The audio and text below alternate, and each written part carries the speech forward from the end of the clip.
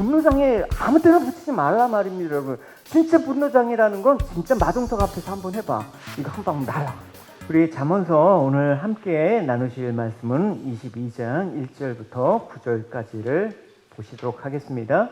저와 여러분 같이 교독하기로 하겠습니다. 많은 재물보다 명예를 택할 것이요 선한 눈을 가진 자는 복을 받으리니 이는 양식을 가난한 자에게 줌이니라. 아멘.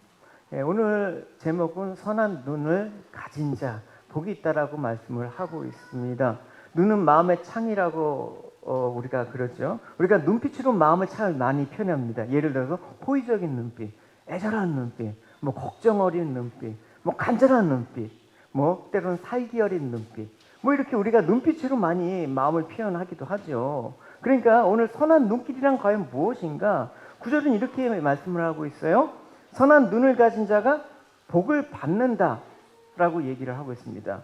그렇다면 선한 눈은 어떤 것인가? 라는 것들을 우리가 한번 생각을 해봐야겠죠. 근데 선한 눈과 관련해서 오늘 본문에서 언급하는 단어들을 좀 살펴보면 이런 단어들 많이 나와요. 재물, 또 가난, 또 부, 또 가난한 자, 뭐 이런 부자, 뭐 이런 내용과 선한 눈과 무슨 관련이 있는가? 오늘 본문을 통해서 우리가 좀 살펴보셨으면 좋겠습니다. 예수님께서도 이렇게 말씀하셨죠. 내 재물이 있는 곳에 내 마음도 있다. 눈은 몸의 등불이다. 만일 내 눈이 밝으면 내 온몸이 밝을 것이다. 여러분, 그러니까 눈이라는 우리가 시각적으로 본다라는 것만을 의미하지 않습니다. 우리가 보는 눈이 있다라고 얘기하면 뭡니까? 저 보는 눈이 있어. 이건 단순히 어떤 표면적인 것만 본다라는 뜻이 아니죠. 그러니까 세상을 바라볼 때 어떤 이치를 바라본다라는 의미로 우리가 보는 눈이 있다라고 얘기를 하고 있습니다. 그래서 세상의 겉모습만 본다면 그것은 세상을 온전히 보지 못하는 것입니다. 그렇다면 그는 뭐라고 할 수 있습니까? 소경이라고 얘기하고 있는 것입니다. 그러니까 예수님께서 말씀하신 눈은 세상의 겉모습이 아니라 그 세상의 본질과 이치를 볼 수 있는 시각을 의미하는 것입니다. 또 그것을 볼 때마다 진정한 보물이 무엇인가 판단할 수 있는 그런 시각을 뜻하는 것입니다. 그러니까 여러분, 세상을 겉만 보고 사는 사람, 드러나는 현상만 보고 판단하는 사람은 보물은 어디 있습니까? 세상밖에 없어요. 다 눈에 보이는 것밖에 없단 말입니다. 거기에 마음을 두고 살아가는 거죠.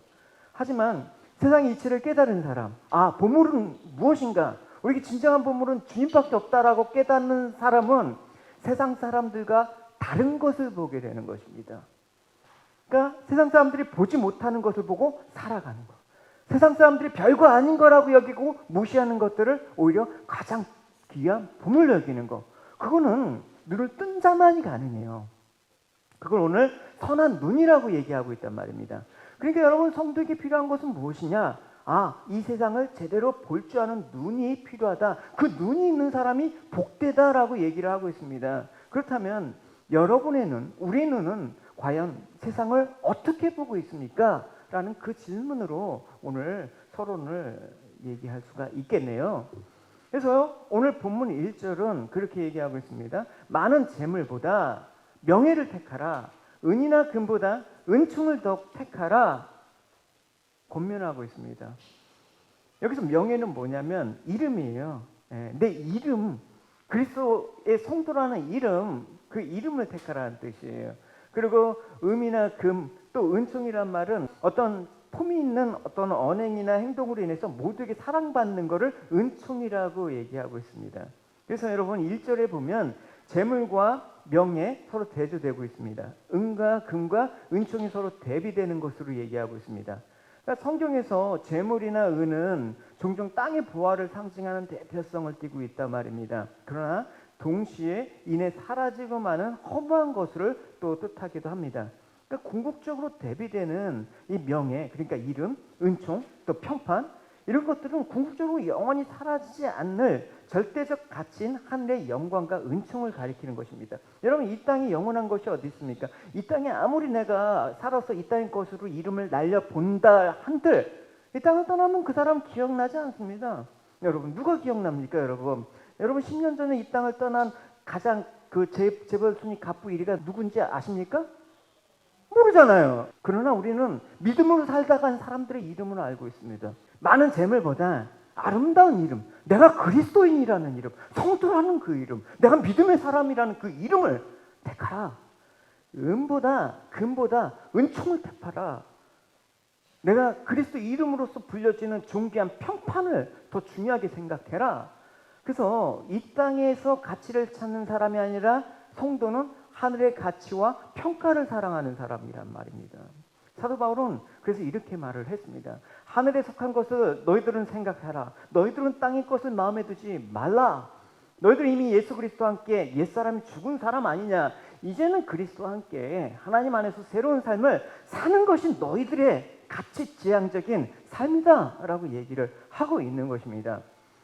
근데 여러분, 우리가 말은 쉽지 사실은 이런 가치를 선택하는 그런 순간, 어쨌든 삶의 순간에서 이를 실천한다라는 것은 무지 어렵습니다.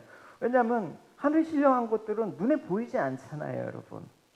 근데 그 선택의 결과가 뭔가 확실하게 나오는 거라면 또 내가 선택할 텐데 불확실해. 내가 믿음으로 산다고 뭔가 얻어지는 게 있나? 불확실해. 근데 당장에 오늘 번쩍거리는 눈에 보이는 땅의 것들, 그걸 선택한다 그러면 당장의 유익이 눈에 보이는 것들이 분명히 있단 말입니다. 확실해.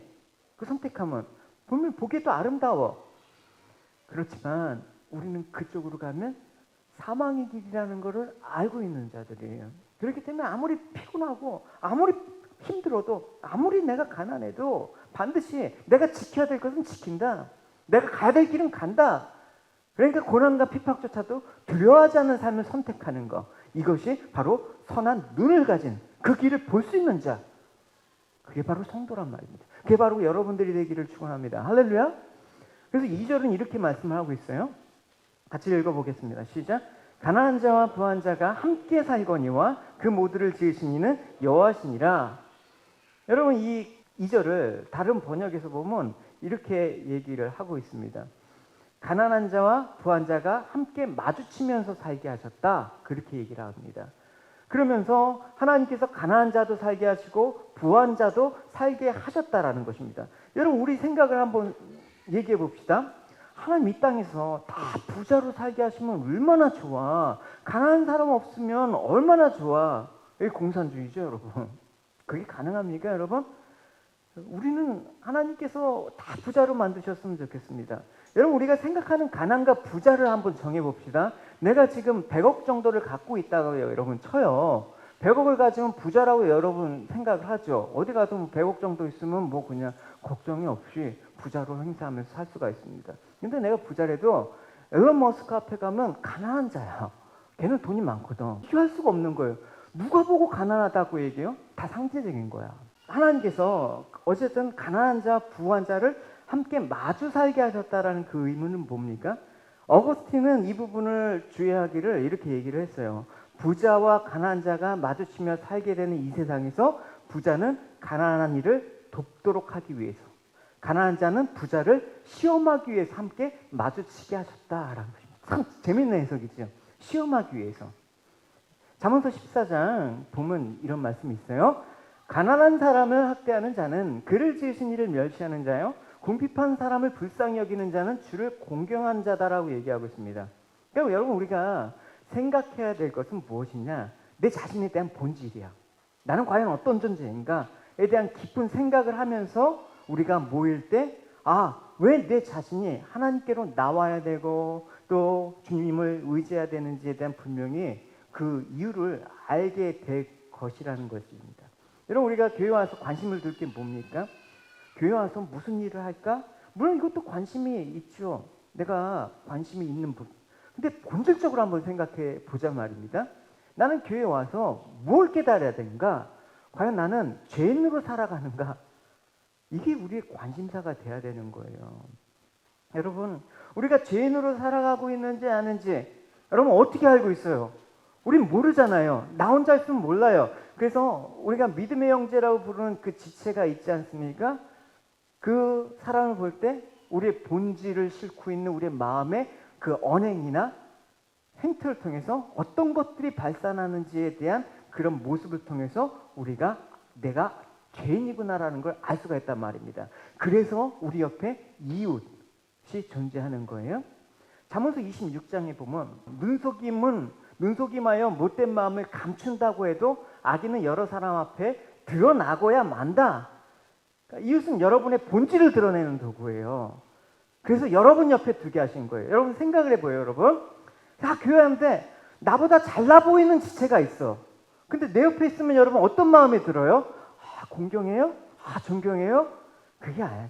은근히 시기하고 경쟁해. 그런 마음들이 우리 안에 있다라는 거, 그걸 끄집어내는 거야. 그럴 때 아, 죄인이구나 우리는. 그러니까 막 우리의 열등감 시기 이런 것들이 드러나요. 혼자 있을 때는 없단 말입니다. 근데 나보다 잘난 사람이 있으면 내게 보여. 근데 또 나보다 못난 사람이 옆에 있어봐? 그럼 어떻게 해? 내가 잘나 보이는 거야. 무시하는 거야. 내가 과시하고 싶어. 압제하고 싶은. 이 본질적으로 죄인된 우리의 모습들이 누굴 통해서? 옆에 있는 지체의 모습을 통해서 끄집어낸단 말입니다. 그래서 절대 우리는 사람과 사람과의 관계를 통해서 하나님과의 관계를 알아낼 수밖에 없는 거예요, 여러분. 나 혼자 있으면 모르는 거야. 잘 사는 줄 알고, 바른 건 줄 알고, 이것이 정답인 줄 아는데 다 틀린 거야. 그래서 성도는 이웃을 통해서 아, 내가 죄인일 수밖에 없구나라는 자기 정체성을 알게 되는 거고, 아, 그래서 주님밖에 없구나 라는 것들이 인정되어질 때 그게 비로소 그때야만이 그리스도를 바라봐야 될 진정한 이유가 생기는 거란 말입니다. 이때부터 성도의 삶이 시작되는 거예요, 여러분. 여러분 예를 들어서 한번 보겠습니다. 성도의 삶이라고 하면 우리가 여러 가지 있죠. 금식 기도 한번 예를 들어 봅시다. 우리가 신앙생활 할 때 금식 기도라는 걸 하죠. 아, 밥 안 먹고 기도하는 거? 네, 표면적으로는 맞아요. 근데 단지 밥을 먹지 않고 금식하는 거, 그게 금식 기도냐? 오늘 본문에 가나안 자와 관련해서 하나님이 기뻐하는 금식은 따로 있다라고 얘기하고 있습니다. 뭐라고 얘기하면 내가 기뻐하는 금식은 압박의 사슬을 풀어주고 모든 멍에를 꺾어버리고 억압당하는 자를 자유롭게 하는 것이다. 너희는 굶주린 자에게 너희 음식을 나눠주고 집 없이 떠돌아다니는 가난한 사람을 너희 집으로 맞아들이며 헐벗은 자를 보면 입히고 도움이 필요한 너희 친척이 있으면 외면하지 말고 도와줘라. 그러니까 이 말씀에서 하나님이 진짜 기뻐하는 금식은 뭐냐? 밥 먹지 않고 기도하는 거, 그거는 어떻게 보면 표면적인 거지 금식의 본질은 아니야. 하나님 기뻐하시는 거는 바로 이러한 마음으로 너희들이 밥을 굶고 금식하는 거야. 이렇게 얘기하는 것입니다. 어떤 마음입니까? 하나님 기도하는 금식 기도는 굶주린 자에게, 뭐 떠돌아다니는 자에게, 헐벗은 자에게 도와주라.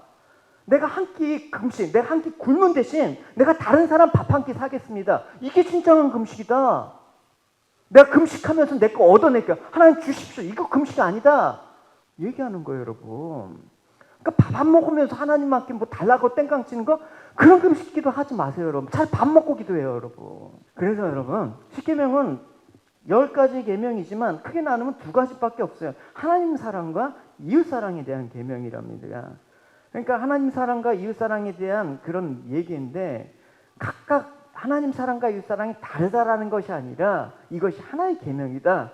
그러니까 하나님의 사랑하는 모습이 이웃을 통해서 보여진다라는 거예요, 여러분. 이 이웃, 지체가 없으면 내가 하나님 사랑하는지 아는지 몰라. 그래서 예수님께서도 이걸 요약해서 2가지다. 내 마음, 모든 마음과 모든 영혼과 모든 뜻과 모든 힘을 다하여 주 너희 하나님을 사랑하여라. 2번째 중요한 계명은 이것이다. 내 이웃을 내 몸과 같이 사랑하여라. 이 계명들보다 더 중요한 계명은 없다. 여러분, 우리가 이웃을 보면 똑같은 형편으로 살아가지는 않습니다, 여러분. 쉽게 말하면 뭐 세상이 볼 때 세상적인 용어로 레벨이라는 것이 있습니다. 어떤 사람은 힘 있는 자로, 어떤 사람은 가진 것이 전혀 없는 약한 자, 가난한 자로, 어떤 사람은 배우고 또 지식이 풍부한 자로, 어떤 사람은 잘 못 배워서 지식이 없는 자로, 뭐 여러 가지 형태의 모습으로 살아가고 합니다. 근데 그것은 여러분, 그 사람이 못나서 여러분 가난한 자로 태어났습니까? 그 사람이 뭐 전생에 업보가 많아갖고 뭐 그런 집에서 그런 나라에서 태어났습니까? 그런 말이 어디 있습니까, 여러분? 다 하나님 뜻입니다. 가난하게 태어난 것도, 가난하게 살다가 죽는 것도 다 하나님 뜻입니다. 그럼 여기 우리가 불만이 있느냐? 불만이죠. 가난하게 산다 그러면. 그래서 여러분 잘 들으시기 바랍니다. 성경에서 말하는 부자와 가난은 우리가 생각하는 부자와 가난과는 전혀 다른 것이라는 사실을 제가 전제하에 미리 얘기를 드릴 거예요. 안 그러면 오해를 하기 때문에. 우리가 이 가난에 대한 불만을 늘 갖고 있습니다. 그래서 늘 하나님 더 주십시오라는 마음들을 갖고 살 수밖에 없습니다. 왜? 피조물이기 때문에 그래요. 그러나 우리가 가난하다라는 이유로 하나님께 불만을 가져서는 안 돼요. 가난한 이유 때문에, 가난 때문에 내가 돈을 벌어야 되기 때문에 하나님께 멀어져서도 안 되는 것입니다. 우리가 추구하는 것은 뭐냐? 그래서 그럼 어쩌라고? 가난이 없는 세계를 추구하는 거야. 가난이 없는 세계는 무슨 세계입니까? 물질이 풍족하다라는 것을 말하는 것이 아니라 가난과 부자에 대한 구분이 없는 세계를 사는 거예요, 여러분. 그게 주님께서 말씀하신 세계란 말입니다. 하나님 나라 가면 부자 있어요, 여러분? 이 땅에서 여러분 잘 여러분 믿음 생활해갖고 여러분 열심히 공덕을 쌓아갖고 여러분 빌딩 짓고 천국에 사는 사람 있어요? 어떤 사람은 신앙생활 개판으로 해갖고 천국 가는데 초가집 짓고 사는 사람 있어요? 그런 구분 자체가 천국에 대한 잘못된 인식으로 우리가 신앙생활을 하고 있는 거란 말입니다. 세상은 어떤 나라입니까? 7절을 한번 보십시오. 읽어봅시다. 시작. 부자는 가난한 자를 주관하고 빚진 자는 체주의 종이 된다. 이 7절을 현대 성경 표준은 이렇게 얘기하고 있습니다. 가진 것 많은 부자는 가진 것 없이 가난한 이에게 이래라 저래라 큰 소리 치고 빚진 사람은 빚준 이에게 종노릇한다. 물론 여기서 이 말은 뭐 빚지지 말라 이런 말도 있겠지만 여러분 빚도 여러분 예를 들어서 뭐 도박을 하거나 뭐 잘못된 일을 하다가 빚을 지는 건 안 되죠. 근데 아무리 성실히 일해도 여러분 아무리 노력해도 빚을 지고 사는 그런 것들은 왜 그럽니까 여러분? 그건 바로 사회 구조적인 문제로 생기는 가난이에요 여러분. 이 구조라는 건 우리가 함부로 쉽게 바꿀 수 없는 거란 말입니다. 아주 견고한 거거든요. 그래서 오늘 보십시오 여러분. 부자가 더 부자 되는 거, 가난한 자는 아무리 해도 더 가난하게 되는 거, 이게 여러분 점점 심해지잖아요 여러분. 아무리 열심히 일한다고 해도 여러분 그 돈 모아갖고 여러분 집 한 채 장만할 수 있습니까? 없어요 여러분. 다 빚지고 사는 거예요 여러분. 여러분 난 집 장만했는데요?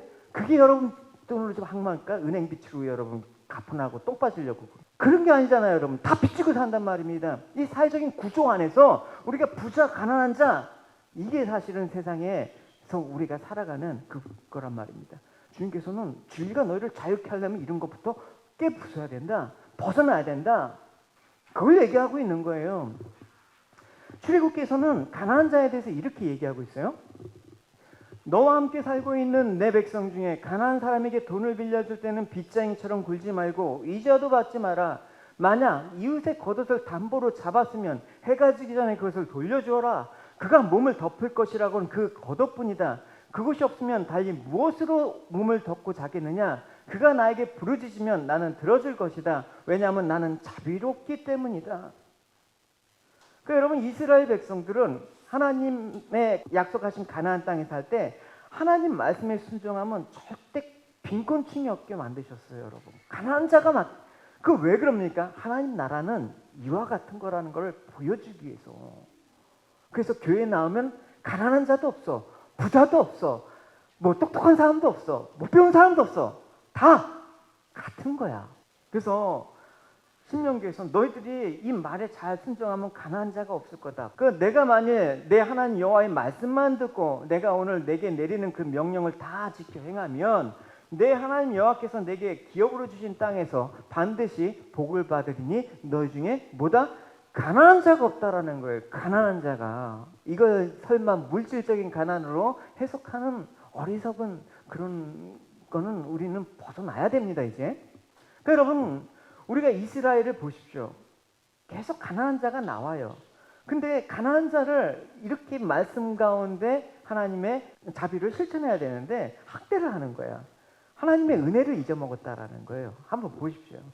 그들은 재판할 때 가난한 사람들에게 공정하지도 않았고 내 백성 가운데 불쌍한 사람들의 권리를 빼앗았다. 가부들의 물건을 훔치고 고아들에게 돌아갈 것을 빼앗았다. 형벌의 날에 너희가 저지른 짓들을 어떻게 변명할 테냐? 멀리서 너희의 멸망이 다가올 때 너희는 어떻게 할 테냐? 누구에게로 도망하여 도움을 요청할 것이며 너희 재산을 어디에 숨길 거니? 그러니까 하나님이 이스라엘에게 가난한 자, 병든 자, 하여튼 약한 자가 있게 하신 것은 그 사람들을 통해서 너희들의 모습이 어떤지 깨닫도록 하기 위해서인 것입니다.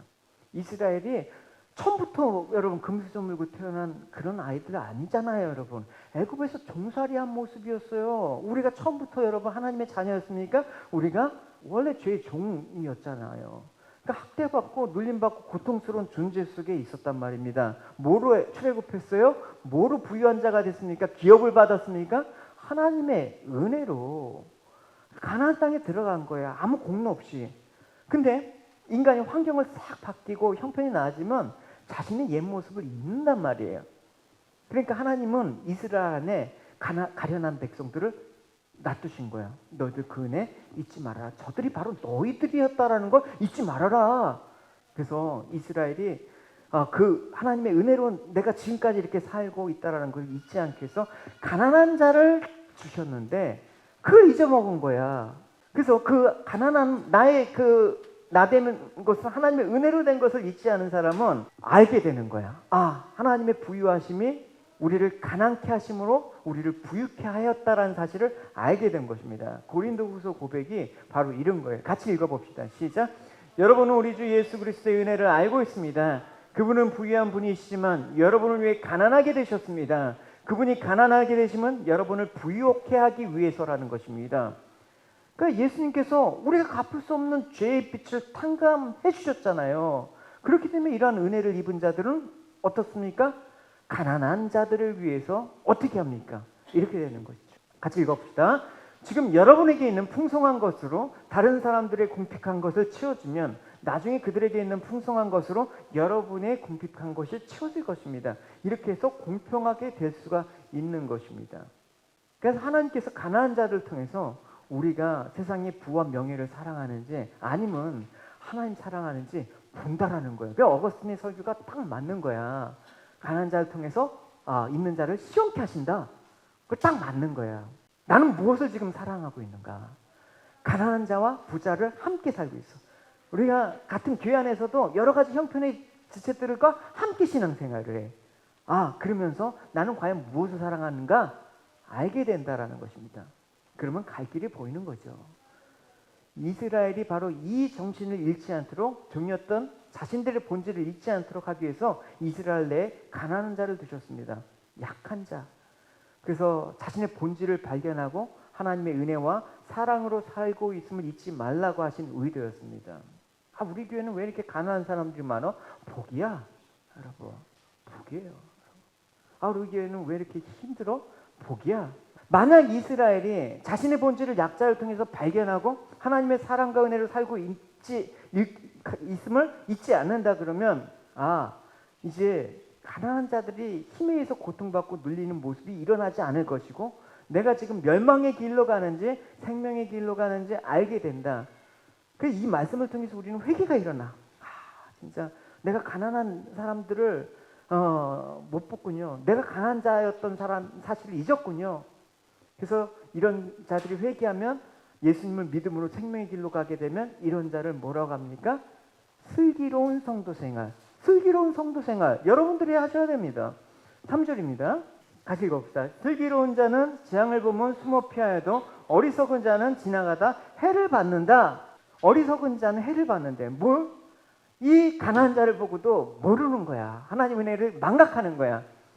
여러분 어리석은 자로 예를 들면 누굴 뜻하냐면 성경에서 이스라엘이 이제 광야에서 딱 들어갔을 때 처음에 이스라엘을 공격한 게 누구예요? 아말렉 족속이에요. 최초의 전. 그래서 모세가 손을 들고 있으면 이기고 내리면 지고 이런 얘기 나오잖아요. 그러니까 이스라엘이 애굽으로 나갈 때 아말렉이 이스라엘의 피곤한 틈을 노려서 약한 자들을 친 거 하나님께서 용서하지 않겠다. 그래서 성경에서 아말렉을 다 모조리 진멸하라. 근데 사울왕은 진멸하지 않잖아요. 그래서 이렇게 말씀하시죠. 여러분들이 이집트에 나오던 때 아말렉 사람들이 여러분에게 한 일을 기억하시오. 여러분들이 피곤하고 지칠 때 그들이 길에서 나와 여러분 뒤에 뒤쳐져 있던 사람을 다 죽였어. 그들은 하나님을 두려워하지 않았어. 그러니까 뒤에 쳐진 약한 자들. 이 세상에서 하나님께서 우리를 보라고 우리 처지를 보라고 남겨진 약한 자들을 다 무시하는 거야. 이게 아말렉과 같은 사람들이니까 여러분. 갑질이 나고 좀 있다고 갑질이 나고 잘난 체하면서 무시하면서 이게 다 아말렉 같은 족속이야. 골라서 약자를 치는 행위는 하나님을 두려워하지 않는 거예요. 나만 생각하는 거예요. 이런 행위는 하나님께서 용납하지 않겠다라는 걸 의지로 보여주십니다. 여러분, 우리가 요즘 많이 얘기를 해요. 뭐라고 합니까? 분노장애. 이런 거 많이 얘기해요. 분노장애. 막 뭐만 읽으면 일어나. 며칠 전에 그 기사를 읽었는데 그 한 정신과 교수가 말하는데 참 공감이 돼. 여러분들이 분노장애라고 하지만 마동석 앞에서 분노할 수 있는 사람이 진짜 분노장애자이다. 마동석 앞에서는 끙끙대면서 약한 사람한테만 분노하는 거야. 여러분. 그래서 뭐 가정에 있어서 뭐 가정폭력, 아이들 폭력, 뭐 부인을 때리고 이런 건 아주 나쁜 놈이에요. 분노장애 아무 때나 붙이지 말라 말입니다, 여러분. 진짜 분노장애라는 건 진짜 마동석 앞에서 한번 해봐. 이거 한 방 날아가는 거야. 여러분, 약한 자를 괴롭히는 거, 그것들 하나님께서 반드시 내가 용납하지 않겠다. 8절입니다. 같이 읽어봅시다. 악을 뿌리는 재앙을 거두리니 그 분노의 기세가 세하다. 악을 뿌리는 자는 재앙을 거둔다. 너가 하나님 앞에서 가난한 자임을 안다 그러면 너가 보기에, 사람들이 보기에 가난한 자든 부자이든 강자든 약자든 공평하게 대할 수 있을 것이다. 그게 여러분 교회라는 거예요. 여러분, 교회 부자가 어디 있고 가난한 자가 어디 있어. 이것이 천국을 소망하는 이스라엘 정신이며 교회의 모습이라는 것입니다. 예수님께서 소경을 고치신 일들이 참 많죠. 근데 복음서에 이 언급되어 있는 것 중에서 좀 특이한 사항들이 있는 케이스가 있어요. 같이 교독하겠습니다. 23절 읽을게요.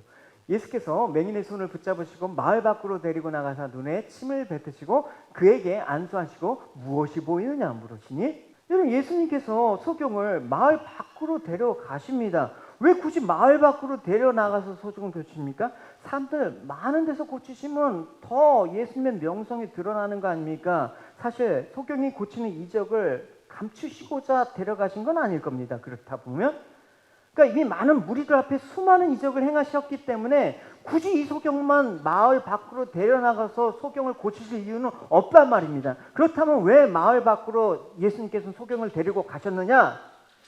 그 당시 소경을 바라보는 사회적 통념이라는 걸 생각을 해보시란 말입니다. 세상은 세상만이 갖고 있는 통념이라는 게 있어요. 편견이란 말이 있단 말입니다. 사람을 바라보고 판단할 때 어떤 편견, 사회적인 통념을 보고 봐는 것이죠.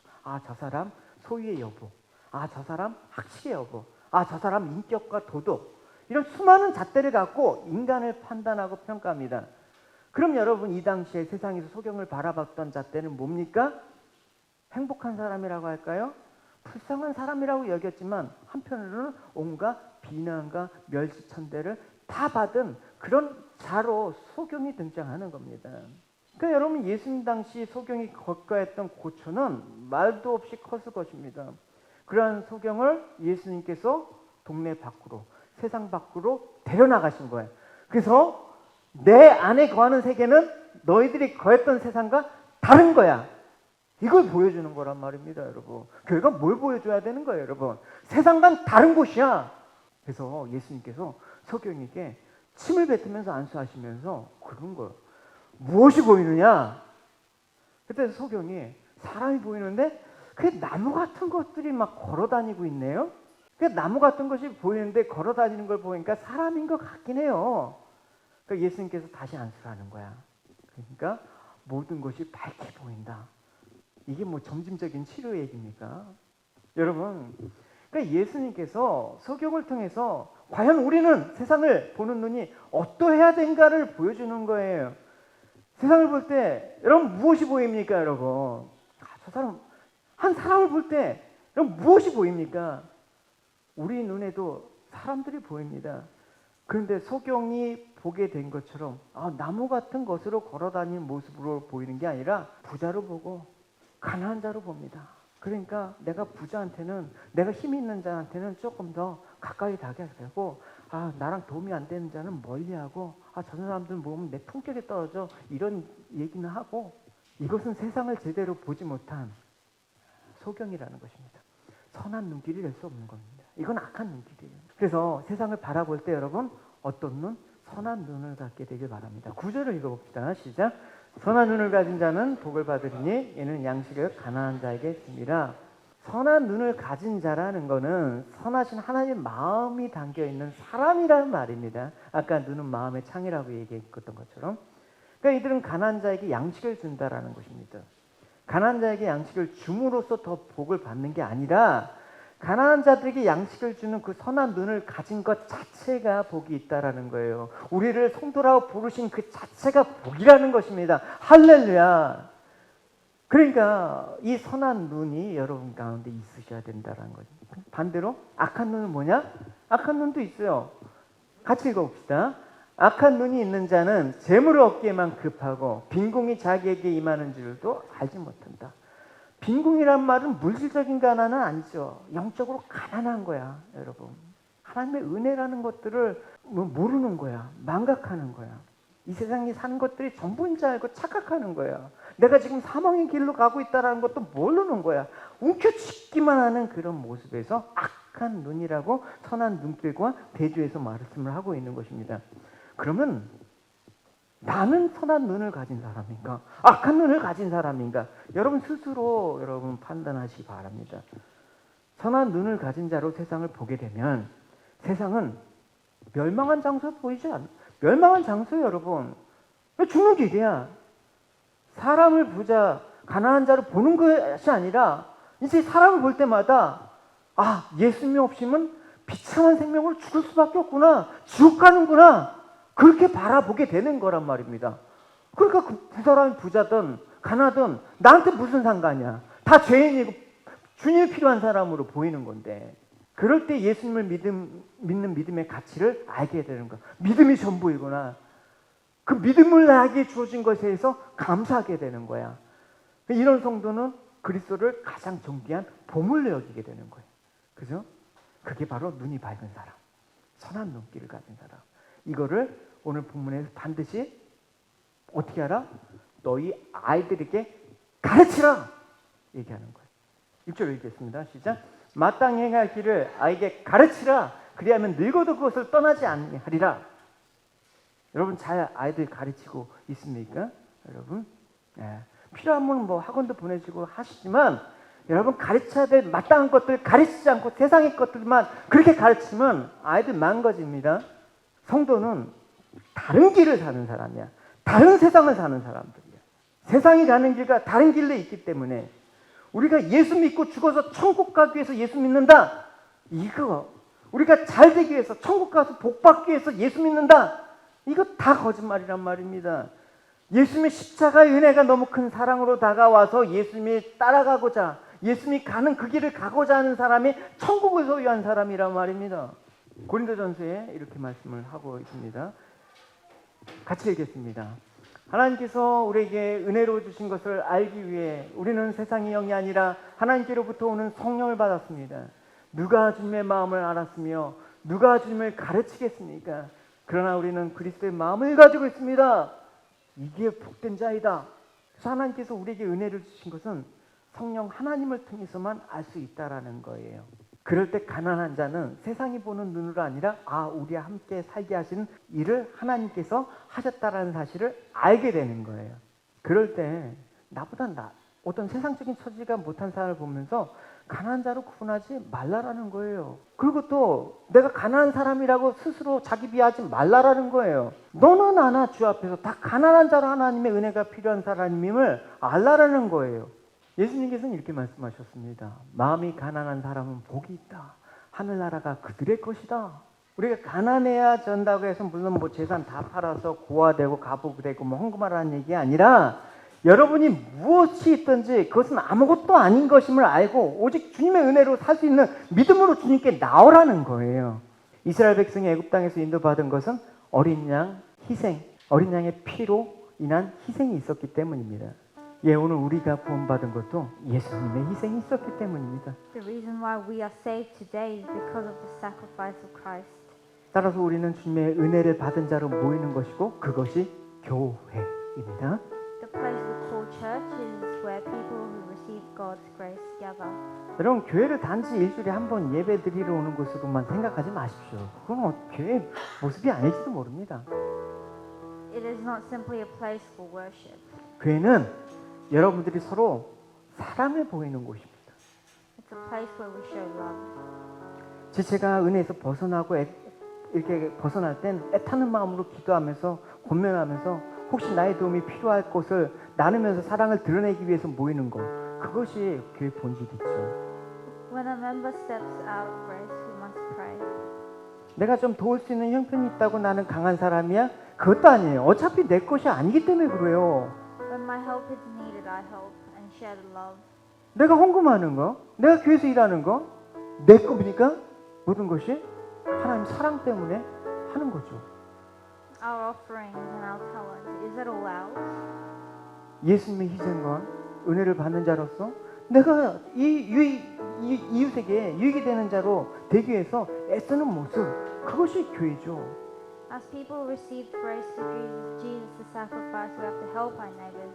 That is the church. 이것이 주님을 사랑하는 자의 모습입니다. And that is the person who loves Jesus. 근데 나는 부족함이 없으니까 다른 이웃에게 관심을 두지 않다면 그 사람은 하나님을 사랑한다라고 말할 수가 없는 거야. When one thinks they have nothing in their need and pays no attention to their neighbors, that person cannot say they love God.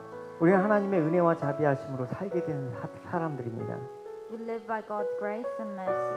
바로 그것이 하나님의 사랑과 은혜를 볼 수 있는 선한 눈을 가진 사람들이다. And for those people who can see, those people have the good and pure eyes. 오늘 여러분들이 선한 눈을 가지고 예수 그리스도의 희생으로 완성하신 천국을 소망하여 살기를 원합니다. I want you to have those pure eyes and be able to see the hope placed in God's kingdom. 세상의 부유함에 취하지 마시고 그리스도의 희생 안에서 많은 재물보다 내가 그리스도인으로서 명예와 은총을 택하시는 여러분이 되시길 바랍니다. Don't be swayed by the earthly abundance, but rather the treasure stored within God. 그래서 세상의 모든 것을 넉넉히 이기는 자로 살아가게 되시기를 주님의 이름으로 축원합니다.